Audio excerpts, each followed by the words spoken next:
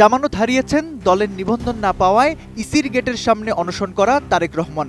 ত্রয়োদশ জাতীয় সংসদ নির্বাচনে ঢাকা ১২ আসনে প্রজাপতি প্রতীকে নির্বাচনে অংশ নিয়েছিলেন আমজনতা দলের সদস্য সচিব মোহাম্মদ তারেক রহমান। কেবল পরাজিতই হননি, খুইয়েছেন নিজের জামানতও। এমনকি ভোট গণনায় দেখা গেছে কেন্দ্রে যে পরিমাণ ভোট বাতিল হয়েছে তার অর্ধেক ভোটও পাননি প্রজাপতি প্রতীকের এই প্রার্থী।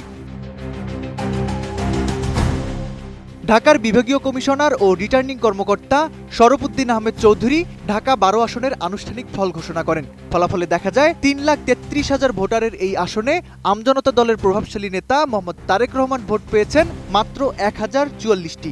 অথচ এই একই আসনে বাতিল হওয়া ভোটের সংখ্যা ২,৪৪৪টি। অর্থাৎ ভোটারের ভুল বা অসতর্কতায় যে পরিমাণ ভোট নষ্ট হয়েছে তার সমপরিমাণ সমর্থন আদায় করতে পারেননি তারেক রহমান। নির্বাচনী আইন অনুযায়ী একজন প্রার্থীকে তার জামানত রক্ষা করতে হলে ওই আসনে প্রদত্ত মোট বৈধ ভোটের অন্তত ৮ ভাগের ১ ভাগ বা ১২.৫% ভোট পেতে হয়। ঢাকা ১২ আসনে বৈধ ভোট পড়েছে ১,২২,২৬৮টি। সেই হিসেবে জামানত টিকিয়ে রাখতে তারেক রহমানের প্রয়োজন ছিল প্রায় ১৫,০০০-এরও বেশি ভোট, কিন্তু তিনি পেয়েছেন মাত্র ১,০৪৪ ভোট, যা প্রদত্ত ভোটের ১%-এরও কম।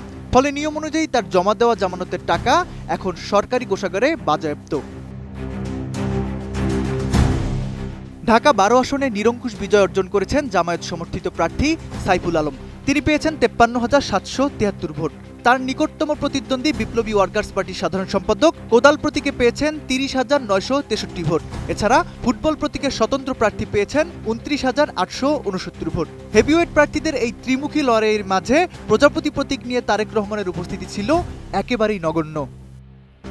নতুন লাক্স, যা ত্বককে করে কোমল আর দেয় ব্রাইট গ্লো। ট্রাই করো লাক্স। ভোটের দিন ঢাকা ১২ আসনে মোট ৩৭.৪২% ভোটার তাদের রায় দিয়েছেন। কিন্তু একটি দলের শীর্ষ নেতার ঝুলিতে ১% ভোটও না পড়া লজ্জাজনক বলছেন সংশ্লিষ্টরা। বাতিল ভোটের সংখ্যার কাছে প্রার্থীর পরাজয় নির্বাচনী রাজনীতিতে একটি বিরল কিন্তু লজ্জাজনক নজির হিসেবেই থাকছে। সামাজিক যোগাযোগ মাধ্যমে সরব, কিন্তু ভোটের মাঠে জামানত হারানোর এই গ্লানি নিয়ে তারেক রহমান এবং তার আমজনতা দল আগামী রাজনীতিতে কিভাবে নিজেদের অস্তিত্ব টিকিয়ে রাখে তাই এখন দেখার বিষয়। তৌফিকুল ইসলাম আশিক, এটিএন নিউজ।